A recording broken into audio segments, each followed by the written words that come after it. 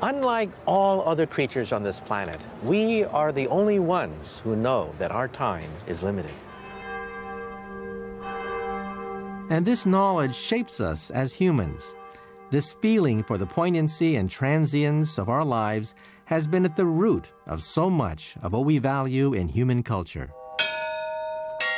Throughout history, the awareness that our time is limited, that our life will eventually end, has driven humans to search for a way out. For centuries, religions have provided one. At the heart of religions, practically all the world's religions, there is the offer of eternal life, time without end. This is Wells Cathedral in Somerset. For the past 800 years, every Christian who's walked in here has been reminded that their soul is immortal. So I imagine that the promise of eternal life was a powerful incentive for the people who worshiped here. From their Bible, they knew that God controlled time. They read that Adam had reached over 900 years of age, and Methuselah, the oldest, he lived to be 969 years.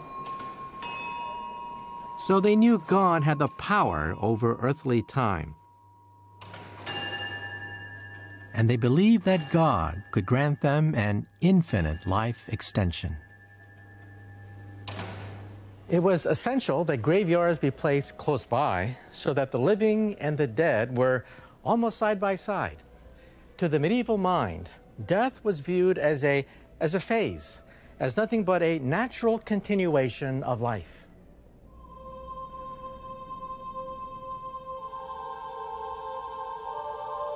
The problem today, though, is that many of us are more skeptical. To get everlasting life in heaven, you have to trust that heaven actually exists.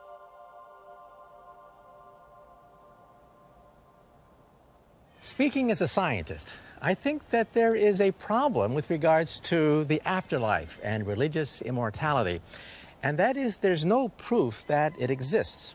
Remarkable claims require remarkable proof. But maybe you don't need proof. Well, I do. This awareness that time stretches into a distant past has driven us for thousands of years to ask one of the greatest questions of humanity. When did time itself begin?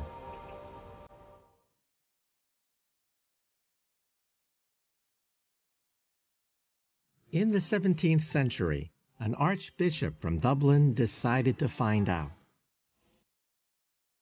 For James Ussher, the beginning of time was the moment of God's creation, of the earth, the heavens, and all of humanity. So he started with the Old Testament. All Ussher really had to do was add up the various ages of the patriarchs, because the Bible tells us what age each person was when his son was born. So, for example, Genesis 5 tells us that Adam was 130 years old when his son Seth was born. Seth was 105 years old when his son Enosh was born. But at the end of the Old Testament, the family trees run out. Between that and the birth of Christ, there was a gaping hole in history. So Ussher scoured the known world, looking for ancient historical sources to bridge the gap. Oh, it's extremely difficult. The Babylonians date or start their year in spring. The Jewish chronology starts in autumn, and the Greeks use Olympiads. So he has to bring all those different types of sources together and link them up somehow to each other and then to his biblical sources. For 20 years, Ussher struggled to reconcile the historical records from over 10,000 volumes in his vast library. Finally, in 1650, he determined a date for the beginning of time. with stunning precision. In the very first paragraph, Ussher dates the creation of the world to exactly the evening before the 23rd of October, 4004 BC.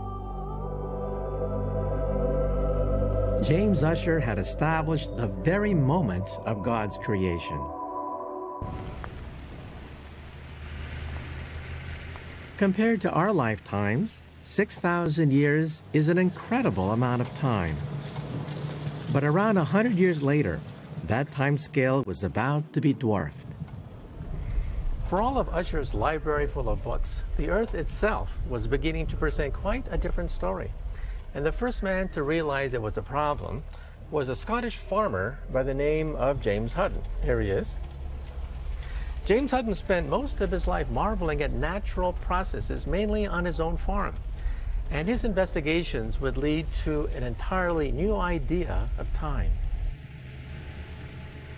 I'm about to look for the clues that led Hutton to rethink the age of the Earth and overturn Ussher's 6,000-year history. Geologist Dave Thayer is going to be my guide.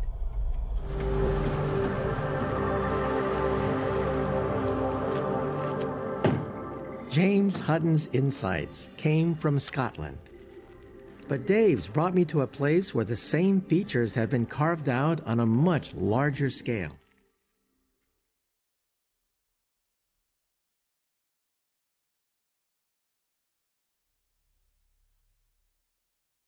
The Grand Canyon in Arizona. 270 miles of Colorado River flow across 2 states, carving out a chasm 1 mile deep. It's created a landscape on an epic scale.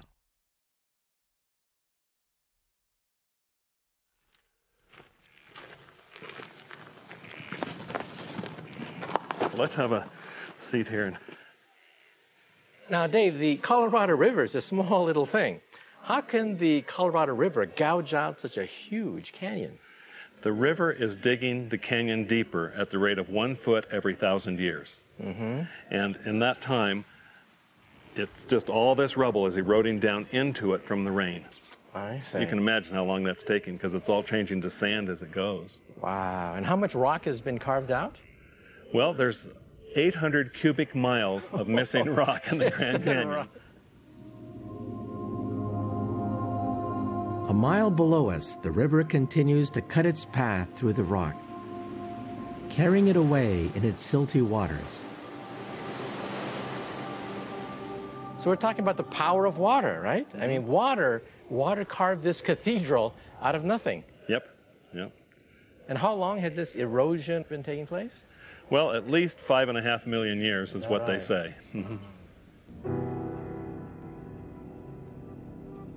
Following similar clues, Hutton realized that Ussher's 6,000-year age for Earth had to be wrong.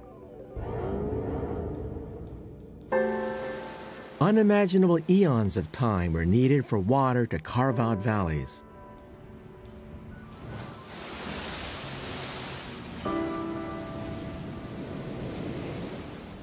And Hutton noticed something else. The layers of rock, revealed by erosion, showed a still greater scale of time. Oh, here's a nice place to see the strata. I see, yeah, right here. Yeah. This red layer right here would be a siltstone that formed at the edge of an ocean. And you know, it took probably 1,000 years to form 1 inch of it. 1,000 years? Oh my God. So you're telling me that incredible. All of human recorded history, going back to the Babylonians and the Egyptians, would be just that much. Just a few inches. Isn't that staggering? Yeah. So this is like a time machine, basically, right? 1,000 years per inch on average. On average, yeah. If you just took the whole length of just the sedimentary rocks in the canyon that have been deposited here, floods and rivers and streams and the ocean coming in. Staggers the imagination. It does indeed.